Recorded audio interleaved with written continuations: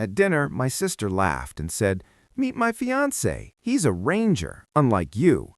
She then spilled wine on my uniform while my parents laughed along. When her fiancé noticed my challenge coin, his face went pale. "Maya, stop," he said. "Do you know who he is?" He apologized and ended the engagement on the spot. Hey Reddit, my family has always treated me like the invisible one, useful when they needed something, a joke when they didn't. I let it go for years. Then they crossed a line and everything fell apart. Before that moment, let me start from the beginning. I'm Lee Reeves. I've been in the Army for 9 years, stationed at Fort Meade, working signals intelligence inside a skiff. My parents, Mary and Richard, never asked what that meant. My sister, Lucy, decided it meant a desk job and turned it into a running joke. Then she got engaged to Austin from 3rd Battalion, 75th Ranger Regiment, and suddenly my uniform became part of the entertainment. After 7 years, I was pulled into a joint task force. My family didn't know any of that. They only knew I worked near Baltimore and couldn't talk about it. Lucy made sure everyone treated that as a punchline. It started with small remarks at holidays. "Lee's too busy filing to help us move," or "Don't ask Lee about work, he gets weird about it." My parents never corrected her. Sometimes they nodded or laughed. My dad would pat my shoulder and say, "Someone's got to push papers, right?" I let it go. Operational security mattered. You don't correct false assumptions. But Lucy wasn't satisfied with quiet jabs. She wanted an audience. I should have expected it when she started dating Austin 9 months earlier. He was exactly what she wanted. Visibly military, a combat veteran, the kind of guy who wore his tan beret to civilian events and shared deployment stories at parties. She invited me to a party at her place in February. I almost declined. I had just finished a 48-hour shift tracking a network in Syria, but she asked directly and said it would mean a lot. The apartment was full of Austin's Ranger friends, just back from rotation, drinking beer and talking loudly about firefights and jumps. I showed up in jeans and a gray hoodie, exhausted, running on 3 hours of sleep and too much coffee. "There he is," Lucy announced, "my big brother Lee, government employee." One of Austin's friends, built like a tank with tattooed forearms, smiled and asked, "What do you do, man? Intelligence analysis? Spy stuff? Or more like Excel spreadsheets?" Lucy jumped in. "Lee stares at computers, files, reports. Very exciting." The group laughed. Not cruel, just dismissive. Austin joined in. "Hey, no shame. We need support staff, right? Someone's got to handle the paperwork." I stayed quiet. I hung around for an hour, ate wings, watched the game. No one asked me anything else. Lucy kept the comments coming. "Lee's too tired from typing," or "Don't bore them with work talk." As I was leaving, Austin walked me to the door. "Don't take her jokes personally," he said. "Sisters, you know? She talks about you all the time." Then he asked, "You really do intel work?" I said yes. "Where?" I said I couldn't say. He nodded like he understood, but his look suggested he didn't believe me. 3 weeks later, my dad called. His car had broken down, transmission gone. He needed $3,800. I wired it that night. 2 weeks after that, Lucy posted photos on Instagram, her and Austin at an expensive DC restaurant, champagne and caviar. The caption read, "When your man spoils you." I called my dad. He admitted he'd given Lucy $2,500 of my money. She said it was for Austin's birthday. I sat in my car at Fort Meade, phone in hand. Then my security manager called. Something was developing in East Africa, and I was needed in the operations center. I went back to work. In April, the engagement announcement came. Lucy called at 11 p.m. on a Tuesday. I had just left the skiff after a 16-hour shift and checked my phone in the parking lot. 17 missed calls, all from her. I called back. "You couldn't even answer?" she yelled. "I'm engaged, Lee. This is the biggest moment of my life, and you ignored me." I told her I was working. "You're always working, or at least you claim you are." Austin added, "Real military makes time for family. If you cared, you'd pick up." I clenched my jaw. I told her to ask Austin about operational security. She snapped back. "Stop! You work in an office. Quit pretending you're special forces." I stayed quiet. Then she said, "We're having an engagement party on May 20th. You're paying for it." I told her she owed me. She said she'd covered for me growing up and made me look good. I told her I'd come to the party, but I wasn't paying. She went silent, then angry. I repeated myself and said if she kept pushing, I wouldn't come at all. I hung up and stopped answering. The next morning, my dad left a long voicemail about family, obligation, and how I was being selfish during Lucy's special time. I deleted it and went back to work. That's when I met Hazel. I was at the ER at Baltimore General on a Tuesday night after cutting my hand on a filing cabinet drawer. It was deep enough for stitches. The nurse had dark hair pulled back, sharp eyes, and a calm presence. Her name tag read Hazel. She asked how it happened, prepped the sutures, and warned it would sting. It did. I didn't react. She noticed. "Military?" she asked. I said yes, 9 years Army. She said after 3 years in the ER, you learn to read people. She stitched efficiently and asked what kind of military job involved filing cabinets. I said I couldn't really talk about it. "Classified?" she asked. "Something like that." She finished up and joked about keeping classified cabinets from attacking me. I almost smiled. She told me to come back in 10 days for removal and to ask for her. I did. We talked easily. She didn't push for details. I asked her out for coffee, and she said yes. By May, we'd been dating 3 months, long distance due to work. Hazel was steady and straightforward. One night, I told her about Lucy's demand for $3,000 for the party. Hazel asked, "If you pay, what are you buying? Peace or permission to be disrespected?" That stuck. She told me rewarding bad behavior only makes it worse. 2 weeks later, the invitation arrived. Lucy listed me as attending, but excluded a +1. I texted that Hazel was coming. Lucy said no, family only. Hazel read it and handed my phone back. I told Lucy Hazel was coming. I blocked her for a day.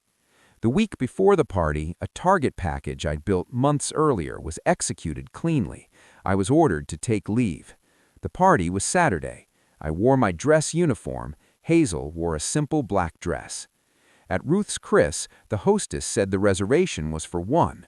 I told her to make it for 2 and to remove any card on file under my name. Inside, Lucy froze when she saw us. There was 1 chair pushed into a corner. I moved 2 chairs to the center and sat with Hazel. Later, Austin asked to speak to me. He admitted Lucy planned to mock me publicly. He said he realized I wasn't someone who needed to prove anything. When Lucy started her toast and made the first jab, Austin cut her off. I stood, told her to stop, and said we were leaving. As I walked away, Lucy threw the wine. The glass missed Austin. He'd stepped between us. I tried to block her, but Lucy lunged to the side. The wine hit me across the chest, cold and shocking, deep red spreading across my army blues. The restaurant fell completely silent. Austin spun toward Lucy. "Are you out of your mind?" he shouted. "He was leaving. On my special night, after everything I've—" "After everything you've what?" Austin cut in. "Humiliated him? Mocked him? Taken his money?" Lucy opened her mouth, but no words came out. Austin looked at me. His eyes dropped to my chest. The wine was soaking through the fabric, dripping onto the floor. As I shifted, my jacket pulled open. Something heavy slid from the inner pocket and fell. Metal clinked against the tile. The coin rolled once and stopped near Austin's shoe. Austin's expression changed instantly. All the color drained from his face in seconds. "Oh no," he whispered. "Oh no, no, no." "What?" snapped Lucy. "What is it?" Austin wasn't looking at her. He stared at the coin near his boot like it was live ammunition. "Is that—" He stopped, started again. "Where did you get that?" I didn't confirm or deny it. I just stood there, soaked in wine. Austin's hands began to shake. "How long?" "Can't talk about it," I said quietly. "Jesus Christ!" He sat down hard. His entire team was staring now. A few of them had gone silent as recognition set in. One of his friends leaned forward. "Wait, is that—" "Shut up," Austin said quickly, not angry, almost pleading. "Just shut up." He looked at me, then at Lucy, then back at me. "I've seen that coin," he said under his breath, glancing around the room. "Where did you get it?" I didn't answer. "Holy hell," someone whispered. Austin stood, his posture rigid. Then he did something that made my mom gasp. He went still, spine straight, voice formal. "Staff Sergeant Reeves, I owe you an apology." "Not here," I said. Austin dropped his hand and turned to Lucy. "We're done." "What?" she said. "The engagement is off. We're finished."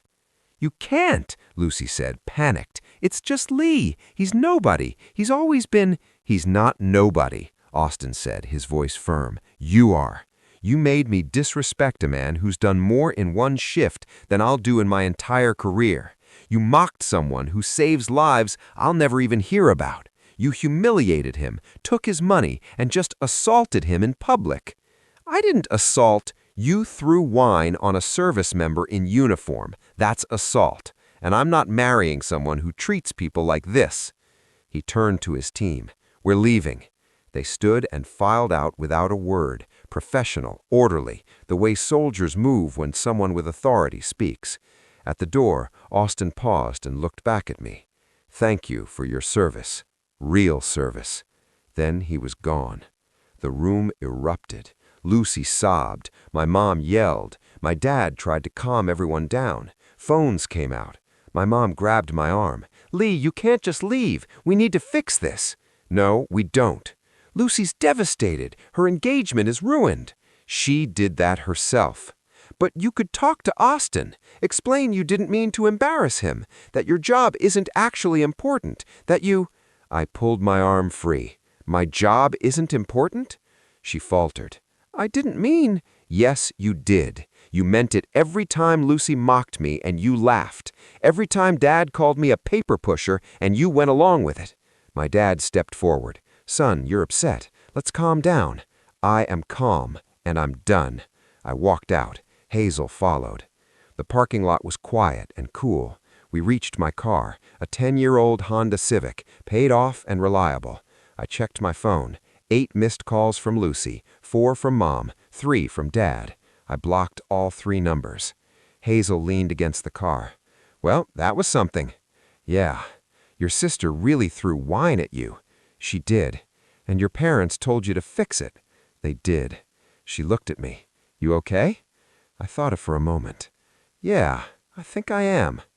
We drove back to Baltimore. I took off the uniform at my apartment. The wine had set into the fabric, probably ruined. I showered until the water ran cold. Hazel ordered takeout. We ate quietly. "You know what's next, right?" she said. "What?" "The apology that isn't really an apology, the excuses wrapped in concern." She was right. The next morning, I slept until noon, the first real rest in days. Then the messages started. Day 1, Lucy called from different numbers, voicemails saying I'd ruined her life, that everyone was turning on her. I deleted them. Day 2, my dad showed up at my door at 7 a.m. "We need to talk." "No, we don't." "Lucy's a mess. You could fix this." "How?" "Tell people it was a misunderstanding, that your job isn't actually important, that you—" I stared at him. "You want me to lie about my service?" "I want you to help your family." "I've been helping for 9 years. Rent, medical bills, Lucy's emergencies that turned into shopping trips. I'm done." I reminded him about the $2,500 he'd given Lucy from the money I sent for his car. His face went red. "She needed—" "I don't care. That's theft. And when she threw wine on me, you laughed." He had no answer. "Leave, now." I closed the door. Day 3, Chief Warrant Officer Diaz called me in. She asked one question. "Are you okay?" "It was personal," I said. "Personal still wears you down," she replied. When I told her what happened, her expression hardened. "You don't owe access to people who don't respect you. Leave stands. 2 weeks. That's an order." That night, Hazel called. She'd been offered a position at Hopkins. Better pay, better hours. She was moving closer. I helped her pack the next week. One box was labeled Boundaries. On day 5, my Uncle Frank called. He warned me my parents were spreading stories that I'd had a breakdown and attacked Lucy. I told him the truth. He believed me. "I'll handle it," he said. "You don't deserve this." After the call, Hazel asked, "Are you going to let them control the story?" "No," I said. We spent the next hour drafting a clear, professional email, facts only, firm boundaries. 2. Richard Reeves, Mary Reeves, Lucy Reeves. From Lee Reeves. Subject, boundaries going forward. I wrote to establish expectations. I would no longer attend family events or provide financial support. I will not be available for phone calls, texts, or in-person visits. If false information about me is shared, I will correct the record publicly with documentation. If contact continues after this notice, I will pursue legal action, including restraining orders. This is not negotiable. This is not temporary. These are permanent boundaries based on years of disrespect and a recent assault. Do not contact me again. Lee. I read it 3 times. Hazel read it twice. "Send it," she said. I did. My mom replied within an hour. A long email, 3 paragraphs, explaining how I'd misunderstood everything, how Lucy was only joking, how families forgive, how I was being cruel, vindictive, and breaking her heart. Hazel read it over my shoulder. "That's not an apology," she said. "That's justification with an apology tone." I deleted it without responding. The next few months were quiet. I went back to work and focused on it, building packages, tracking targets, doing the job. Hazel and I settled into a rhythm. She worked trauma shifts at Hopkins. I worked classified shifts at Meade. We met in the middle, cooked dinner, talked about nothing important. It was the most normal my life had ever felt. In July, I was selected for Sergeant First Class. The pinning would come later that year. Chief Diaz also recommended me for a position at U.S. SOCOM headquarters in Tampa, Special Operations Command, a career-defining assignment. I accepted. That same week, Hazel was offered a trauma fellowship at Tampa General. She accepted too. "Looks like we're moving to Florida," she said. "Looks like it," I replied. We packed up her place in Columbia, drove south in August, found an apartment near MacDill Air Force Base, and started building a life. I didn't hear from my family. No calls, no emails. Frank checked in once. He said they were still telling people I was unstable, that Richard wanted me to admit I needed help. Frank told him if anyone needed help, it was Lucy for assaulting a service member. I thanked him. I was good, really good. Work was demanding but fulfilling. Hazel thrived in her fellowship. We had friends, routines, and peace. Then, in November, 6 months after the engagement party, Lucy showed up at our apartment. I'd just gotten back from a 14-hour shift when I saw her sitting on the steps. She looked thinner, dark circles under her eyes. She stood when she saw me. "Lee, please, I need to talk." I asked how she got the address. "Mom gave it to me. Just 5 minutes." "No," I said. "My life is falling apart," she said. "Austin won't talk to me. I lost my job. You need to leave." She apologized for throwing wine on me and mocking me. I told her she understood what she was doing. She just didn't care. She said she was jealous. She said family forgives. I said family respects each other, and she never had. The door opened behind me. Hazel stepped out and stood beside me. Lucy asked who she was. "Hazel, my girlfriend," I said. Lucy dismissed her as a stranger. "She's not," I replied. "You are." Hazel stayed quiet, steady. Lucy warned I'd regret this and said family doesn't forget. I told her not to hold her breath. She left. Hazel watched her drive off. "That wasn't an apology," she said. "That was manipulation." I agreed. I called Frank and told him what happened. He said they wouldn't stop and believed pressure would bring me back. I told him it wouldn't. 2 weeks later, my mom sent a handwritten letter, 6 pages, about how I'd changed, how the military made me cold, how Lucy was struggling because of me, how I owed them loyalty, and how I needed to fix things. The last line said I was choosing to be alone and hoped it was worth it. Hazel said they didn't miss me, they missed access. I shredded the letter. December brought my dad. He showed up at the gate at MacDill and told the guard he was there to see his son. I told the guard I didn't know anyone by that name. My dad was escorted off base. He called from the parking lot. I didn't answer. I blocked the number. In January, Lucy emailed me 12 paragraphs about counseling, jealousy, and wanting to rebuild. Hazel noted it was still all about Lucy's feelings, not what she'd done. I didn't reply. By February, 9 months after the party, I was ahead of the curve for my year group. Hazel was finishing her fellowship with multiple offers. We were building something solid, without people who treated me like a backup plan. Then, in March, Frank called. Richard had a heart attack and was in critical condition.